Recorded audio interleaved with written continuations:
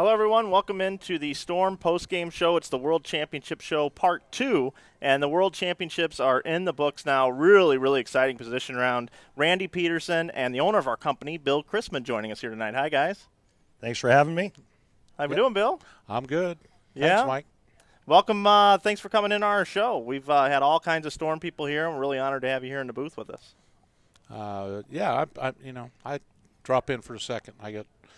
I'm not very good on this, doing these things. Grace us with your presence. Yeah. You're really good at this. You're just being modest. Absolutely. And sitting next to me, you know that you're much more comfortable now that you have basically your adopted son sitting about 6 inches from you. Yeah, you're right. You're right. So, Bill, you're out here. I love you, Randy. You're watching a little bowling here. You just got done watching the position rounds out there, and obviously we have a very large staff. You've been very generous with putting a lot of guys on tour and being able to help them out by sponsoring them and putting them on your staff. But what an awesome, awesome night. We've got 3 guys that made the show. Yeah, that's great. It's great. We could have had 4, and Tom Baker made a real legitimate run at it, shot 276 the last game, but unfortunately Mr. Smallwood shot 279 yep. And so it, but we had 3. I'm greedy. I like to have more guys on the show. Bill, were you surprised at all at what Weber did in the position round match? I was surprised at that whole match. Let's really? Just put it that way. Okay? Interesting. It was obvious Michael did not want to bowl Pete on the show. Right. Okay, that's about what I can say there. Okay. Two staffers going at each other. Obviously, Mike Fagan locked in third. He can't go anywhere. And the problem is that when you're Mike Fagan, you can't throw off. And on the flip side, if you did and Weber found out about it, Weber would be pissed. Yeah, he would probably kill Fagan. Right? So it's a tough spot for Mike Fagan to be in. And I got to be honest with you, I wasn't surprised at all at what Weber did. Well, I don't think I was surprised, but I don't. I'm glad it turned out that way. Right. Let's just put it that sure, way. Sure, absolutely. I was because Michael was in a tough position, and it's tough on him. I mean, psychologically, I don't know how if you don't. He only had to shoot 200 to make it, to guarantee it, if that. And it's mentally you kind of know that in the back of your mind. So like I said, I really think in his heart of hearts he really didn't want to have to bowl Weber. Yeah.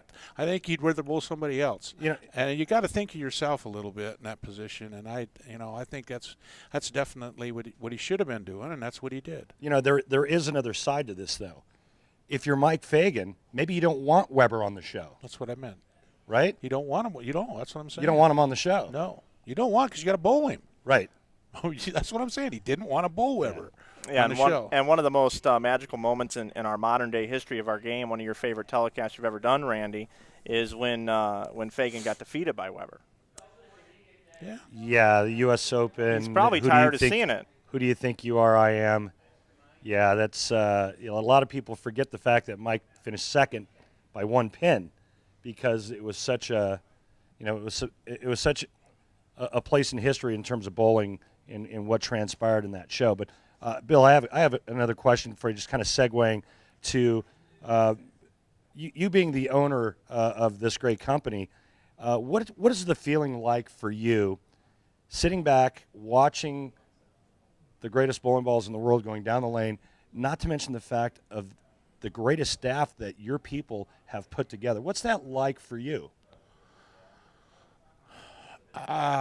It's hard to say. It's hard to put that into words because when 20 years ago I didn't have a staff, and 19 years ago when I first started on tour we had 3 people, and it's just hard. It's hard to say, but it's great. It's exciting. I'm jumping up and down, rooting for everybody. I was nervous that last game, mixed emotions. Butterflies in my stomach. I'm into it. I knew I'm counting every pin, looking across the score, seeing what's got to go, what's got to happen, what doesn't got to happen, all the possible. and I love it. And I keep thinking, well, somebody said to me right before the position round, he said, "You're guaranteed 2 guys on the show," and I said, "Yeah, but I'm greedy. I want 4." Yeah. And and that's true. I mean, I don't know how else to tell you that. I mean, I want to be a winner, and I want all the guys that are on our staff to be winners, and I want them to have an opportunity to show how good they are and make some money, and it just, I guess it makes my ego feel good when I see 4 guys bowling. U.S. Open was the ultimate. The U.S. Open, I kind of felt when we had 4 women and 4 men, I kind of felt, honestly felt kind of guilty. I mean, it was, I mean, I don't know what else to tell you. So kind of like a guy that won't leave the buffet line. Yeah, yeah, right. I understand. Yeah, I used to be that guy too, but I'm not. It changed my ways. Oh, man. Well, Bill, I know you don't have a whole lot of time for us. I know you just had a few minutes that you could come and spend some time with us, and we really appreciate that you did stop by, and we're looking forward to seeing you. You're going to be around for the shows this week? Oh, yeah, I'll be around. I'll be around for the shows, and we'll be able to see Bill on TV and all the products going down the lanes and our great pro staff. So, Bill, thanks for hanging out with us, but we're going to throw it over to Louie, who's standing by with Michael Fagan. Thanks so much, Bill.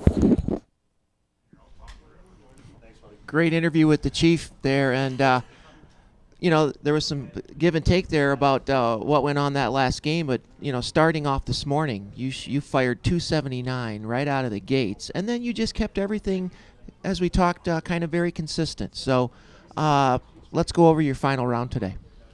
Well, I mean, I started, like you said, with 279. I had a really good reaction out of the gate using that Prodigy we talked about yesterday. Really smooth reaction. And, I kind of kept that pace going. Lanes were a little bit tricky from lane to lane, but, no real bad games that got me in trouble. And, I won a few matches. So, it was overall it was a good block, and I put myself in good position going in the last game. I didn't have to sweat it out too much. They always say nobody remembers second place. We remember second place, and we remember on that famous show where strike to claim it, and Weber goes crazy, who do you think you are, and all of that. It was Mike Fagan that he actually defeated. Now, going into that game of match play, how much do you remember of that? And even though it's the great Pete Weber, you're Mike Fagan. Well, that tournament, is dead and gone to me. I mean, I'm focused more on making the shots that I need to make, and bowling the best game I can. And, Pete ended up really bowling a great game that game and making the TV show. But, I truly believe that, you have to try your hardest every single ball, and if I would have came out on top that match, and Pete didn't make the show, then so be it. But, I'm going to go and I'm going to try my hardest every single shot. And, we talked a lot about your game and how you developed a really good straight game in addition to being able to hook it, which is what you did really good when you came out here. You still do. But what's been the key mentally for you? Because when you came out, success didn't come right away for you. You had to really, really work hard. Tell us what you did mentally to get to where you are today.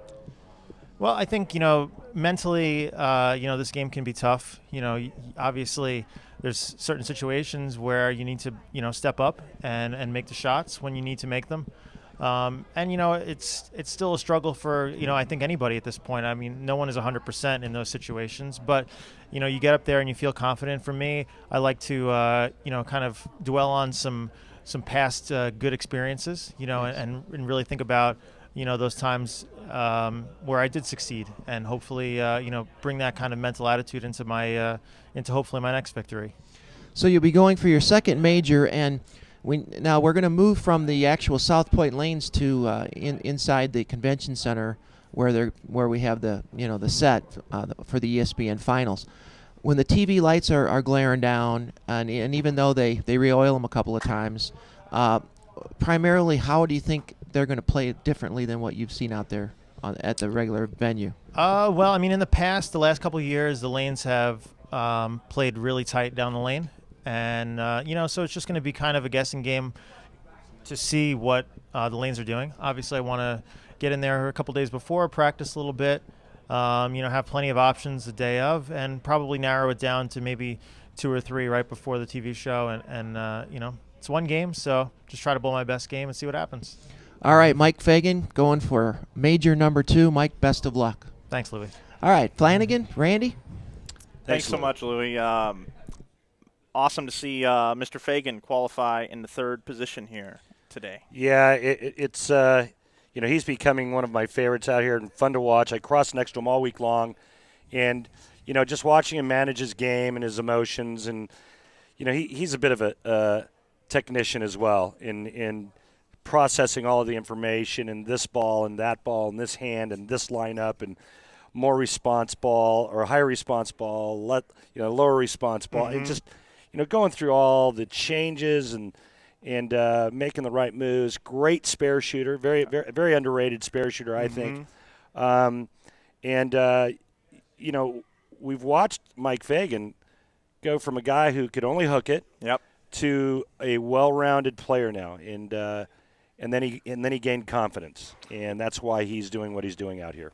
Yeah, Mike can go straight with the best of them now. You were asking him some questions, getting ready for the broadcast. I'm sure, trying to find out some reasons why Mike's changed his game a little bit. And you know, I asked him the questions. Was it because you saw Barnes having so much success there for a while up the back of it, and that led to a little bit. And it really isn't different for him. It's just a different way that he hits the ball at the bottom of the release, right? Well, he sets up his hand in a little different position, which then kind of makes him mentally key on the position he wants his hand in at the bottom of the swing or at the release point. And then from there, the translation gets a little sketchy. But in you know, the way he explained it was, once he gets set up in a certain position, that's what he wants his hand to do at the bottom. And so he presets it. When it gets to the bottom of the swing, his hand just rolls up the back, and that's what creates a much straighter line to the pocket. Obviously, a ball rolling more end over end is going to cover much less territory than a ball rotating sideways. Right, and we saw Fagan and Weber in that 3-4 seed match out there in position round, and Michael Fagan was going more up the back of it, up the lane a bit, and Pete was actually hooking the whole lane and hitting it for everything that it was worth. Yep. And standing by currently right now, Pete Weber's made it into the booth with Louie, and we're going to throw it over there now, and they've got the High Road, which is about to turn 5 years old in just about a week and a half or so, and Pete was using that today. Louie, Pete? Pete's over here getting very kind to the High Road that sent him into the finals. Last night you were 130-some pins off the show, and we talked, and you know, Pedersen was in the booth and Flanagan, and we are all like rooting you on, but you know, you had to go out and get it done and throw the shots today, and you started off good right away, and things just went on from there, and man, now you're on the show. Well, I just stayed focused. I did what I wanted to do. I told Schlem, I told Dell, and I told Jimmy before we started, I'm not going to get excited. If I get a 4 or 5 bagger, I'm not going to get excited, because it just seemed like every time I started to show a little emotion, I'd get a little fast or a little slow, and flat 10, ring 10, solid 9, and I'd get pissed. And today I just said I'm not going to get excited. I stayed calm and just focused on throwing a good shot every time I got up there. And when Flanagan and I were out watching some of the match play, I believe it was the 7th game, you're using a Marvel Pearl, and then you switched to the High Road. Tell us about what went through your mind when you made that switch. Well, Schlem watched me every game tonight, so he had a lot to do with it. I was hitting the pocket with the Marvel Pearl. You know, ring 10, half 10, ring 10, half 10, and it's like that ball's just not – there's something missing. It's not oomphin' enough. And he said that High Road is probably going to oomph a little bit more. And obviously it did, because I moved left and I started catching it for everything it was worth. And all of a sudden I was getting that little extra on the back end, and that half 10 was getting out. So that was real exciting for me to do. We went over it a couple times, and I know that you probably get bored talking about it, but you know, last night we said, hey, you make the show, you got a chance to win another major. Winning another major, along with a win in the tournament that you qualified for, puts you right in the race for PBA Player of the Year. Tell us what your thoughts are on that. Well, now that you brought it up, I was trying not to think about it, but I feel if I go out in the Cheetah and win that, and then I go out in the World Championships and win that, I mean, I've got a real legitimate chance of winning Player of the Year. I mean, I know Belmo's way out there, but you know what? 2 majors in a year, I think that weighs a lot more than just one. I just want to go out and bowl good. That's all I really want to do. If I happen to win, then great. But, I'm going to be out there trying, and all I'm going to do is try and throw the best shots I know how to throw. Because 3 of the guys in contention for Player of the Year went out today. Belmonte went out, Mika went out, and who was the other one? Wes Malott. So Sean Rash still has a possibility if he would win a major, but boy, I mean, this is going to get really, really exciting. So we're really happy for you, Pete. You did it again. You just keep on doing it. Keep on doing what you're doing. I think you're getting some guidance above. Dad was watching me for some reason. I don't know why, but he was watching. That's great. That's great. So we have a question from some guys in the booth. One of them's name is Randy Pedersen. Well, I know that your dad would be extremely proud of you, as are your friends like myself and all of Storm and Storm Nation. So my question to you is, Pete, at 51 years of age, how does your body feel? Right now, the way I feel right now, I could go out and bowl 8 more games with no problem. It's sick. I mean, but I know in about an hour or so, knees are going to start hurting, hips are going to hurt. My hand's already throbbing, or I shouldn't say hand, my thumb is throbbing. But I still feel that I'm good enough, and that if we had to go out and bowl 8 more, I'd go out and bowl 8 more right now. It's amazing. Hey, also, Wes Pye joins us now in the booth. Wes, a question for Pete? Yeah, just very quickly, you've been doing this a long time, and how much longer do you see yourself playing at this level? I mean, you came over to Europe a few years ago. You won Barcelona. You threw an immortal shot over there where you walked off. You literally did a walk-off on a 12th shot strike that they're still talking about in Spain and Italy. That is no joke. No joke. He turned around, gave it the finger. I mean, the good finger, the number 1 finger. I've seen I've seen the other ones here and there. But what do you see? What do you see on the horizon? Right now, Wes, I mean, I feel like I'm throwing the ball better than I ever have. I mean, it's coming off my hand. I've got attitude. I'm thinking clearly. I can feel what I'm doing. And, right now, I just don't know. I have no plans of retiring right now. These kids do not scare me one bit. I better glad to scare hear them. that. Listen, Pete, you do scare them, just so you know. Well, it is Halloween. I got to do some scaring here. Trust me, it doesn't matter what day it is. But, the one thing I do love about the kids is they do give me respect, which I really respect them for that.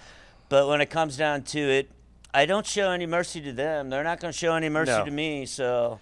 Yeah, and there's nothing they would like better than to tell their friends they beat Pete Weber in match. But I mean, let's be honest. There's nothing better. I'd like to tell them that I kicked Sean Rash's ass. Hey, Pete, I got kind of a comment and a question for you. You and I have gotten to know each other the last couple of years, and I just got to tell you, I'm so proud of you, what you've been able to do. Commit yourself to leading life great, and just throwing the ball so well and bowling so well. This Player of the Year thing, if you could really pull this off, it would really be something, and I'm really proud of you. Well, thank you, Mike. I really appreciate that, and it's just I'm feeling good about myself. Tracy's happy, the family's happy, Storm's happy. I'm ecstatic, so I mean, life can't be any better than what it is right now, and I don't have any plans on changing. It's just a great story, anyway you shape it. It's just a phenomenal story, and I've called the action on ESPN for 12 years, and have been very lucky to have called some of the greatest bowling I've ever seen, and was the color analyst on the greatest telecast, in my opinion, that's ever been on television, and that's when Pete did what he did at the U.S. Open, and I'm just glad that there's still a lot more in the tank, because not only is he my friend, but I truly enjoy watching him bowl. I said this a long time ago on the air that I always felt that Pete has the best physical game the game has ever known. It's just pure efficiency of motion. And that is why, at age 51, after bowling 8 games, Pete just said he could go out and bowl another 8 games. He doesn't stress his body because the motion is so pure. And I feel it's the greatest game ever created. And it's a joy to watch him. His antics are awesome. He makes for great television, but he's just fun to watch. He is. And I'm just so glad that there's going to be more of him. It's great stuff. Well, I mean, It if really you think is. about the number of There games he they're is, bowling sucking this up week, to me again. I know. It's like Pete. It's I mean, like I owe him money or something, huh? yeah, it's more games than they used to bowl in the old format in the national championship. They bowled 56. You got guys like Don Barrett who made each cut. He bowled 80, not to Yeah. count the practice. Right. I mean, so you got Pete who made several cuts. He's technically bowled more games this week than he ever did in the old formats when it was a long format. Yeah, and like I say, I mean, I feel so good about the way I'm throwing the ball. You just give me a few minutes to get loose and let me get going, and I mean, I can bowl all day. This is what I've been doing for 35 years of my life professionally, and there isn't any one thing I'd trade in those 35 years to be here right now at 51. And right now, look out, because I'm not done by no means. That's good. That's really It's great one bad for us. man. That's a bad Hey, man. just do me a favor. Stay off the senior tour, would you jerk? yeah, There are some I won't bowl. You better bowl those. Let me know which ones those are going to be. you're cutting into Pedersen's pocketbook. Dang. I had to watch him at this year's Senior Masters, and they weren't hard, but they were they were a little touchy. Weber made them look like they were walled. And I was bowling right next to him, and I knew then. Well, I knew before, but he just kind of reconfirmed the fact that I had no chance of beating him. and I said to myself, if I have no chance of beating him, why am I here? So with that being said, Weber, keep your ass off the senior tour and keep beating up on the young guys, because we don't want you. Too bad you have to deal with it. That's some good stuff. You have Maybe to deal they'll- with it. maybe Maybe the- this time we can play a little more golf than we got together and did last year. We didn't play last year. Which was so. none. Maybe they'll come out with a senior doubles event. I'm trying to think who would Weber pick for his doubles partner on, let's see, all the sucking up, all the BS I've said about him. Tom Baker. You ass! I hate you. Just so you know, in the last event I bowled, I smoked him. Wow, what Where? a great. Hammond. Oh, and Hammond, yeah. Smoked him 3-0, buddy. I'm not afraid of that guy. Oh yeah. Okay. Of course, I did throw a couple of Brooklyn's at him. Well, it doesn't matter. The win is a win is a win. It doesn't matter how we do it. Yeah, that would be a good pick for you as well. But I think that you should take me just because.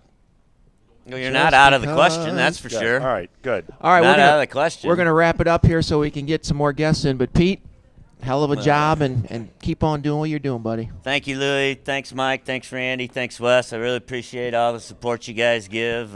Storm, what can I say? You're the best. Best ever. And I love it, every minute of it. I'm a loyal person, and I hope Storm just keeps me on staff forever and ever. Pete Weber, ladies and gentlemen. Good luck. Back to Flanagan.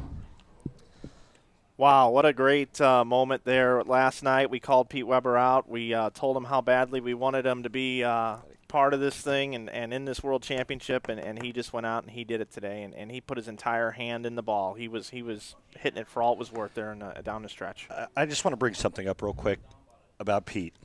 Obviously, made a lifestyle change. Last week we did an ABT event at Samstown. So yeah, back-to-back weeks for Randy in Vegas. It's been traumatic. And I'm not going to mention any names, but there were folks that were apprehensive. Oh, I hear he's this, I hear he's that, blah, blah, blah, blah, blah. Let me tell you what they said after the event. And I know that Mike Flanagan was there, and I know that you heard it. Louie was there. They thought Pete Weber was the greatest thing they'd ever met in their life. Forget about his bowling, because he bowled like crap, right? It had nothing to do with his bowling. He was there to be an ambassador. They thought he was just he's nothing like I thought. He's the great. Now, people that have known Pete, like us guys, for 30-plus years, we always knew he was like that. Absolutely. And until this lifestyle changed, now everybody else knows it. Everybody knows it. And I think, I said it early, I think it's just, it almost brings tears to my eyes. I think it's just one of the greatest stories ever. Well, I can tell you from a European perspective, several years ago, we had Pete over for about 3 weeks, and it was absolutely phenomenal. Pete Weber is one of the few guys that worldwide will draw attention to a bowling event. People will come out to see a Pete Weber. There's very few names on that list, and that list keeps getting shorter and shorter. But people remember Pete. They know his tenacity. They understand his skill, his involvement, his passion for the game, and that just exudes. And he's learning to channel it and finding a whole nother gear at 51. That's pretty incredible. Randy, let me ask you something. If Pete Weber were to win the Cheetah Championship, and you knowing that on the broadcast going into the championship match of the World Championship, and Pete Weber actually won the World Championship, do you think you would get emotional on the broadcast? Probably a pretty good chance, because I know that he would win Player of the Year without a doubt. And something that's the one, it's the holy grail. That's the one thing that he hasn't accomplished in this sport. And I would love to be able to go down and do that interview. I know that we'll have Kimberly Pressler on hand, but I would love to go down and do that interview. It would be pretty emotional for me, which then would probably not help Pete out any. No. It would lock Player of the Year up for him. 2 majors and another win. I can't see how anybody could deny him that honor. Yeah, absolutely. But in order for him to do that, he would have to go through the man that's bowled more games than anybody this week, the guy that has been dominating this World Series of bowling. His name is Dom Barrett. The Dominator has dominated this week, and he's standing by with Louie right now. Louie, Dom, take it away. I just happen to have a autographed Storm card here of Dom Barrett, and I'm going to keep it because there's one guy that's really, really kicked some butt this week besides Weber, and his name is Dom Barrett, and he is leading the PBA World Championship. Has to bowl 1 game to win a major, and he's with us tonight. Dom, congratulations, and what a performance. Thank you. Yeah, it's been a long week.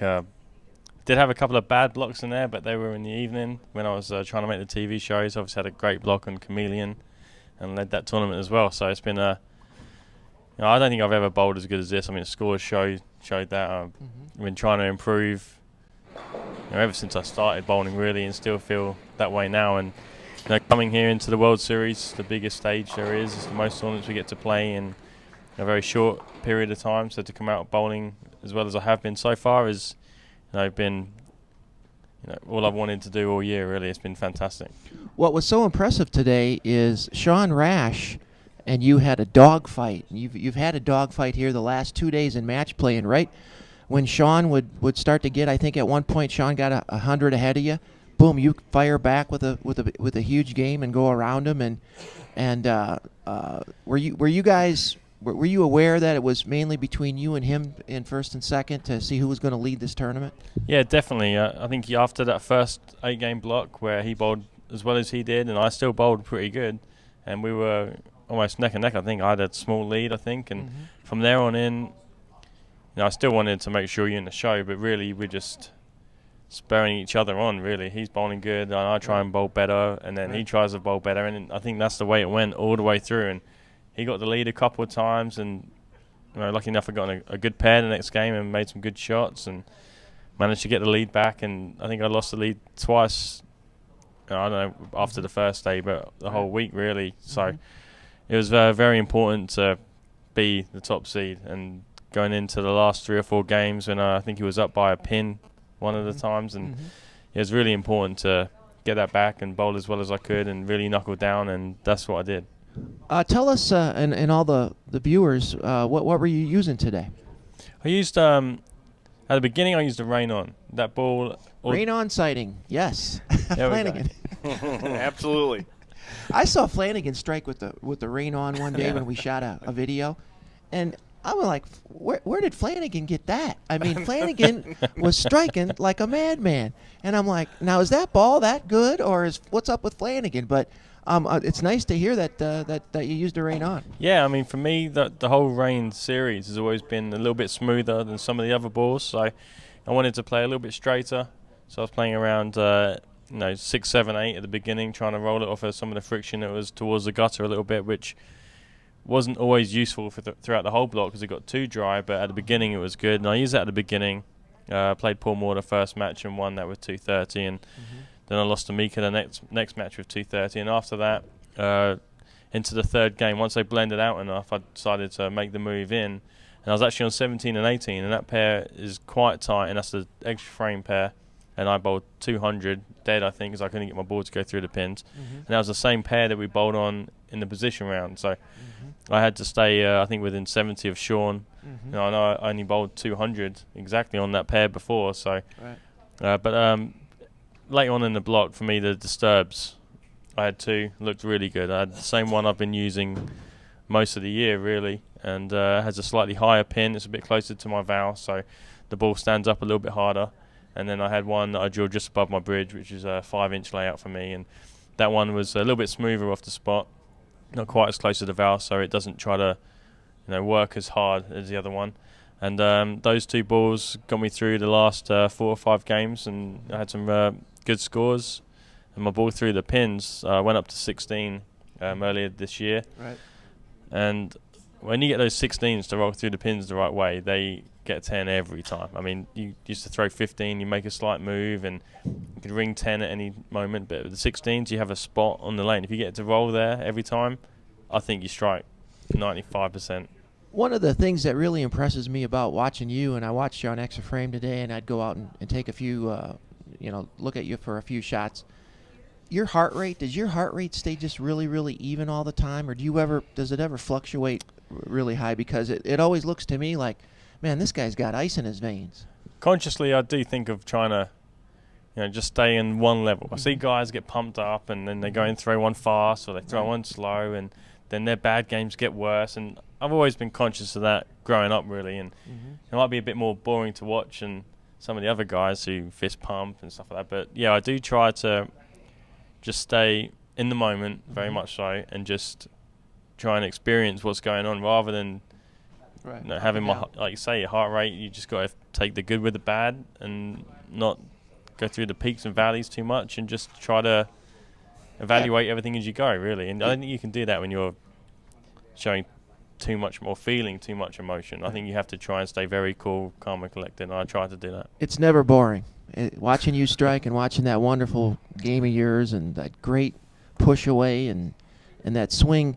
I don't know if I always thought that Mike Machuga had one of the smoothest swings where there was just no effort in letting the weight of the ball come down and float. But I'm telling you, after watching you today, I'm like, it's about as smooth of weight distribution that I've ever seen. And we're going to take it over to Randy. I think Randy's got a question for you. Well, first of all, let's just make it clear right now in front of Storm Nation that I've had a man crush on Dom for about 4 years now. It's disturbing. And, the first time I watched this kid bowl, I was like, oh, my God, what is that?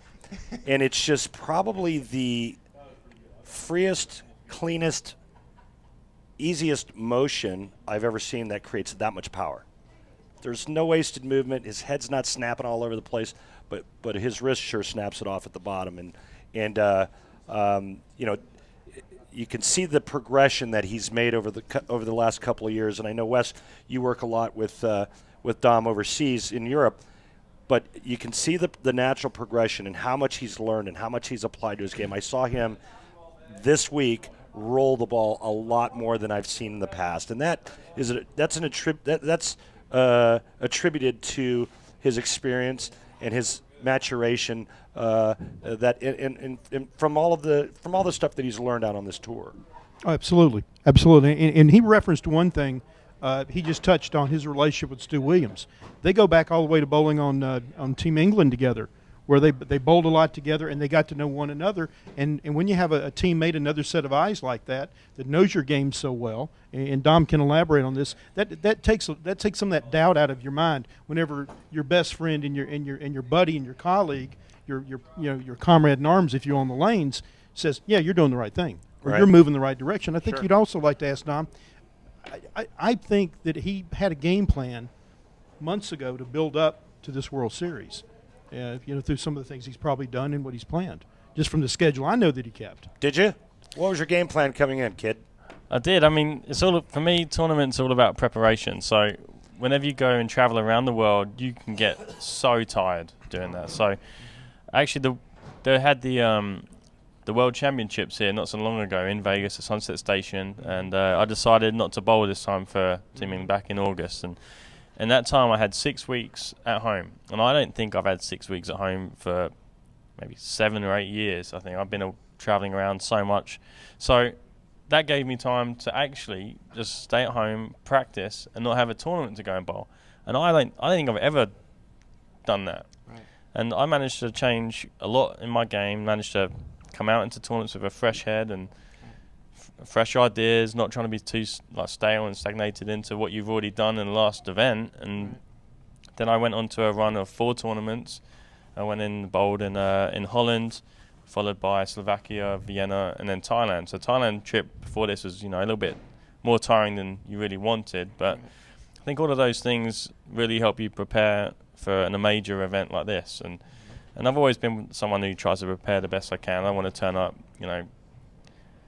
just not really prepared or do anything half-assed. If I'm going to do it, I'm going to put 100% into it, and that's exactly how I felt about this. And the rest of the year as well. I'm going to go home from here in a few days, and then have another week or 2 at home, and then I have four tournaments around the world. So I think preparation for any bowler who's trying to get better is key. I don't think you can not talk enough about that. Before we give a shout out to Porky's Pro Shop back in England, our main man in the booth, Randy, has a question. You gotta love a man who wears Porkies on his sleeves so proudly as Dom Barrett.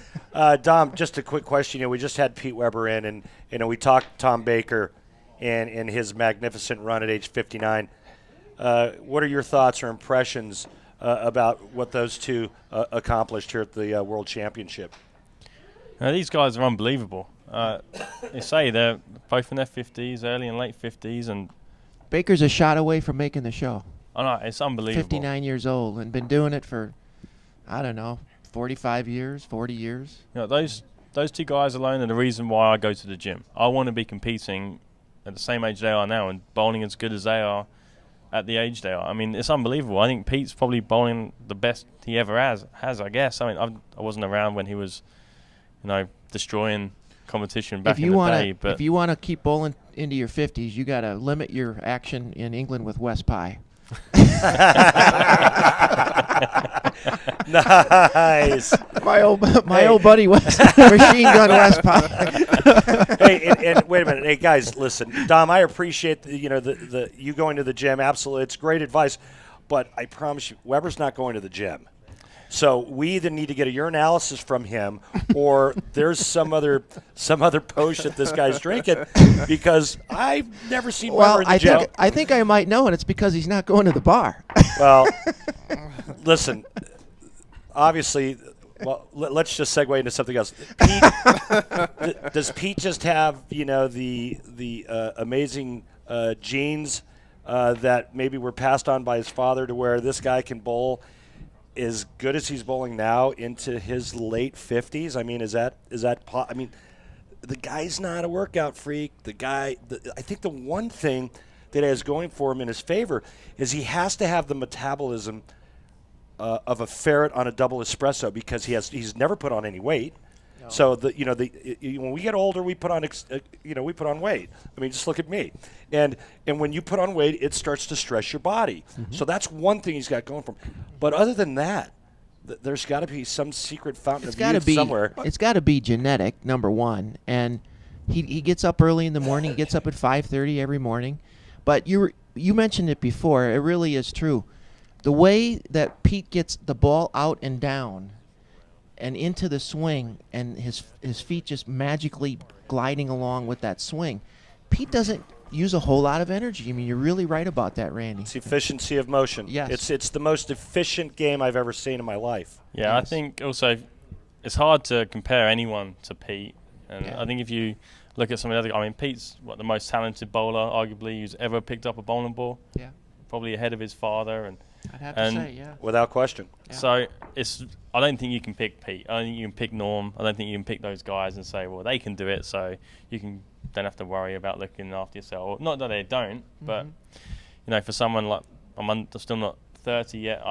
For me, if I want to be competing, I've got to try and do the Amuleto thing, and Yeah. Exactly. maybe not quite as far into it as Amuleto. I saw him running down Boulder Highway the other day. And you ran him over again? You took your car? What did you do? He ran through a puddle and splashed him. Go back to Venezuela. Hey Dom, you've obviously made 2 telecasts now, and you've got 1 title out here on the PBA tour, and it's been a little while since that title. It's been a couple of years, right?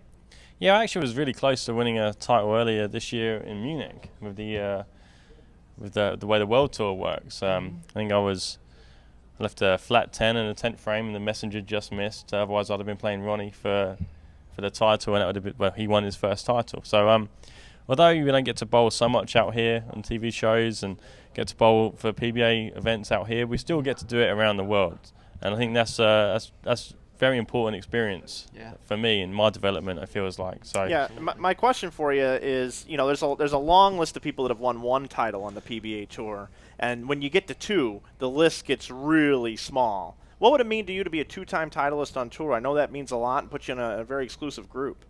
Yeah, it will. Not something I'm thinking about right now, to be honest. I'm just come off the lanes. You've got your competitive mode on, and so I mean, it would mean a lot.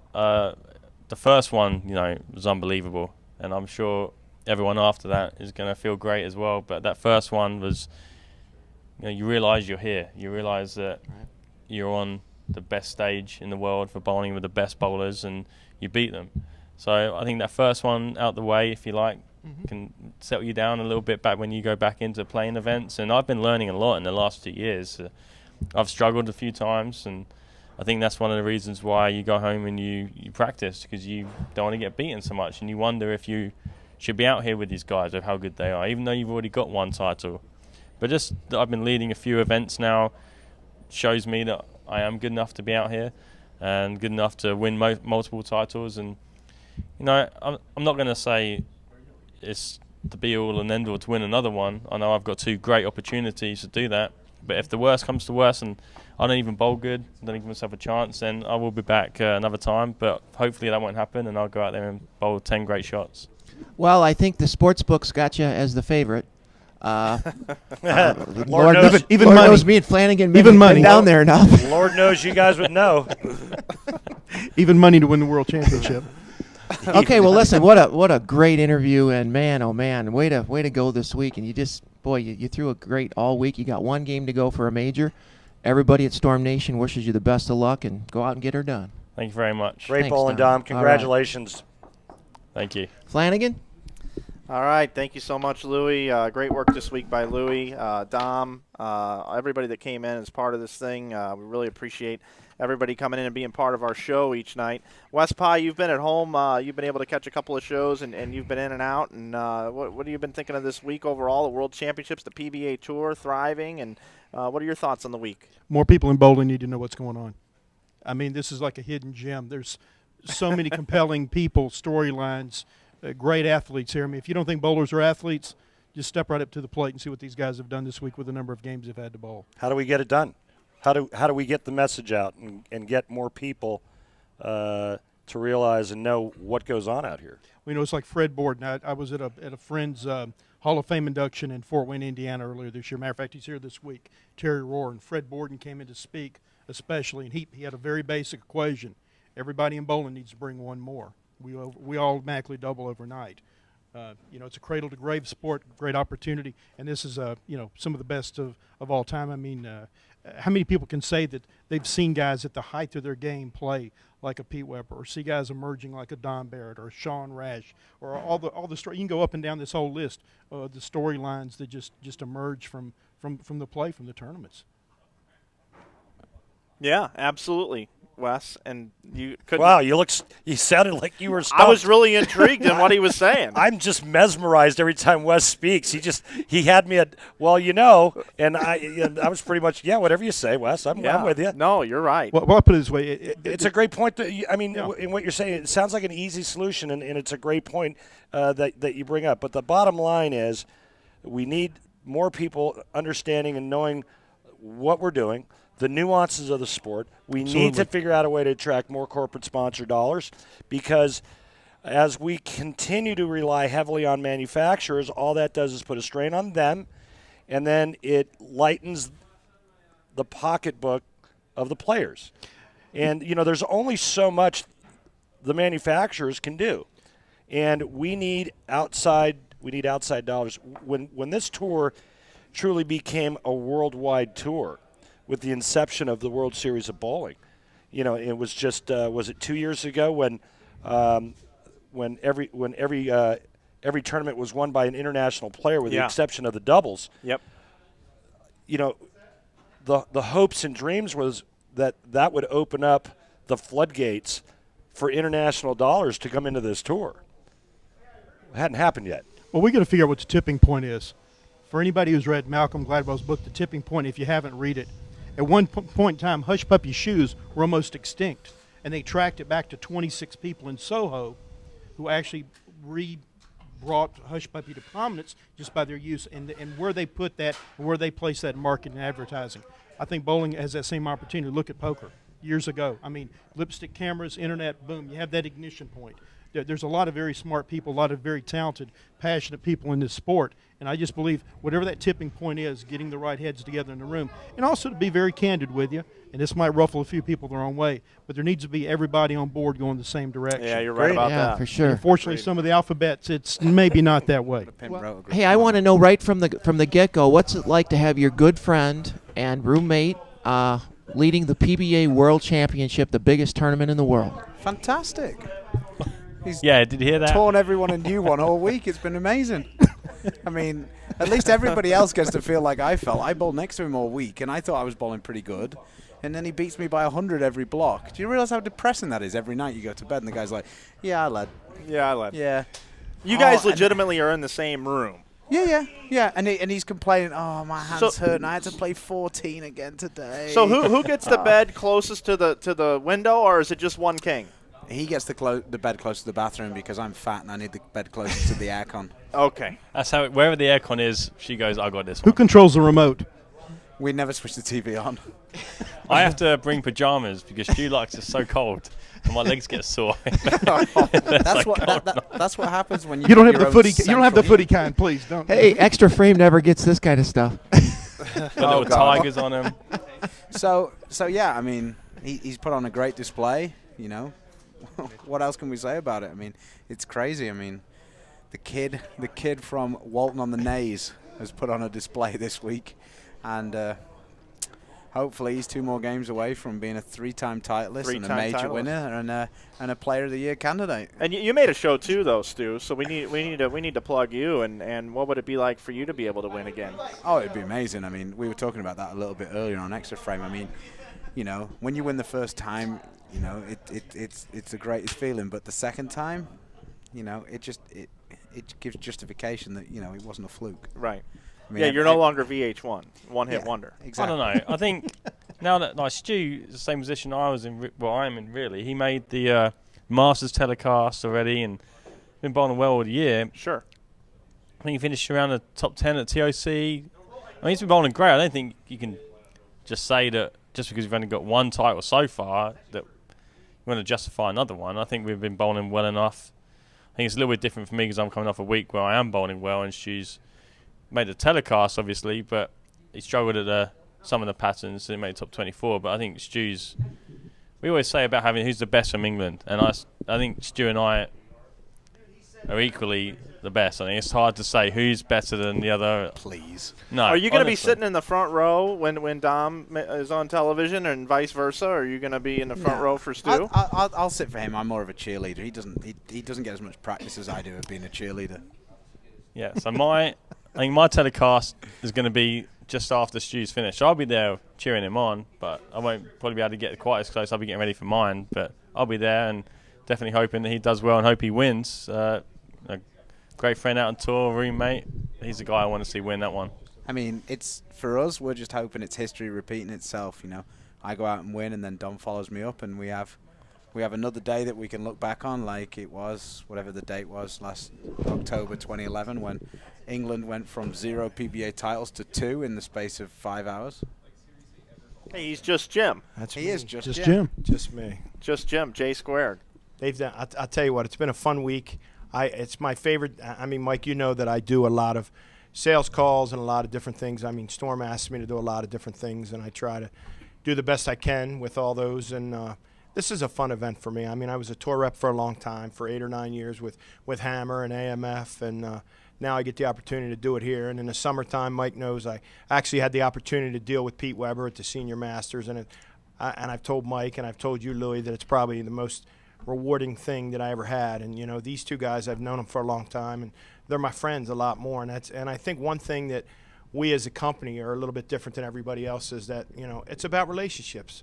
You know, we have one of our cohorts is, you know, having some issues right now with health with Bob, and you know, so you know, everybody bands together, and it's a great thing, man. I don't say it, you know, I love these guys. These guys are like my brothers, as you guys are, and you know, it's Stu. I mean, when I had my issue, Stu was right there. Everybody's right there. Wes texting me, and everybody. I mean, so I mean, it's rewarding.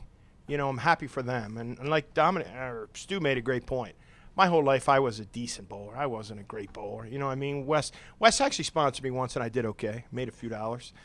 I can pick 'em. I mean, it's where I never had the opportunity to bowl on tour, and I actually lived through these guys, and that's a great thing. You know, I've had the opportunity to be around Norm a long time. You know, and then I got Pete, and now I have these two guys, and we have plenty of other guys that we're going to have on the shows, Mike and some other guys, and I'm excited. Please, you know, please get him to stop. I'm going to tear up soon. It's getting emotional in the agenda. I'm an emotional guy. I mean, I've only worked for Storm for a short time, and just all the people in the office, even the Steve Klumpkins of the world, you know, people without PBA titles. Even Steve Klumpkin. Well, Steve Klumpkin. I mean, he's a guy that could have probably won a PBA title, but he used his degree, and he went to work for Storm, and he's servicing the bowling industry in a different way and contributing how he can. And someone like myself who loves bowling as well, started up this streaming thing and everything else, but it's pretty unbelievable to just be able to sit here and talk with you guys. I mean, I cherish every moment in this booth, and just like Jimmy said, he liked, you know, spending time out on the lanes with Pete, and when a guy wins a title, it's like him winning a title, because he's never going to win one, and it means a lot to me as well. But that's going to do it for this show, and I want to thank everybody for watching this thing all week long. It's been a blast being here. Hopefully everybody enjoyed it, got something from it. And hopefully we'll be able to continue to do these things in the future. We'll have upcoming broadcasts on Inside Bowling. We do our tournaments all the time, and we'll be doing more stuff with Storm. I really love my new job with Storm and working with these great guys here, and it's really a family. And we do want to wish Bob Hart a speedy recovery, as we touched on, as he joined us just 2 nights ago here in the booth. Wes Pye, I'm going to let you finish up with a finishing statement, then Stu, and then we'll take us off the air. Wow. You know, I've been fortunate to be around Storm 17 years. And matter of fact, Pete Weber and I came to work at Storm same day, January 10th, 1997. And in seeing the way the company has evolved and grown, and the opportunities and the great team that there is, and it continues to evolve and change. Man, I'm looking for these telecasts, you know, rooting our guys on, and looking forward to what Stu's got up his sleeve for the show, and what Dom's got going on, and Pete, and looking forward to some great shows here in the next couple of days, and see what we're up to going down the road. Okay, thank you, Stay Wes. tuned. Absolutely, and we will be rooting on all of our players on the show. Stu? Yeah, well, I mean, first and foremost, I think we've got to thank the pioneers of the company, Bill and Barbara. I mean, they've done a fantastic job. They've employed so many great people throughout the years, and, you know, everything they do for the sport and for all of the players, you know, they really look after us, and they give us the best opportunities to win every week. Yeah. And I think I can only speak for myself, but I think all the players will agree with me that, you know, when we go out and we win, and, you know, you see how passionate Bill and Barbara are about it and everything else, I mean, it makes it all worthwhile. And to know that you've got someone on your side like that is just, it's just incredible. And overall, I think that's the main thing. I mean, thanks to all of you guys who have done this podcast this week, and hopefully it gets the awareness out about the PBA Tour and about how dominant Storm have been this year. Yeah. If I can just throw one thing in, my buddy Bob Hart, if it wasn't for Bob making room for me, I wouldn't be at Storm. So, thanks, Bob. Cheers, Bob. All right, so that's going to do it for our show. Appreciate everybody watching, as I said a couple of times already, but make sure you go out and you support Storm Products by liking our Facebook page, subscribing to us on Instagram and on YouTube, along with following us on Twitter. So Facebook, Twitter, YouTube, Instagram, we've got it all. And make sure you stay tuned to stormbowling.com for all the upcoming products and things that are going on with Storm. Also, I got to support our buddies as well over at Rotogrip and at Master, and Stu Williams just handing me here at Stu900 on Twitter. So check out Stu. I am his second best friend now. So that's going to be it here from Las Vegas. We hope you've enjoyed the coverage all week. Until next time, I'm Mike Flanagan. Take care and continue to bowl up a storm.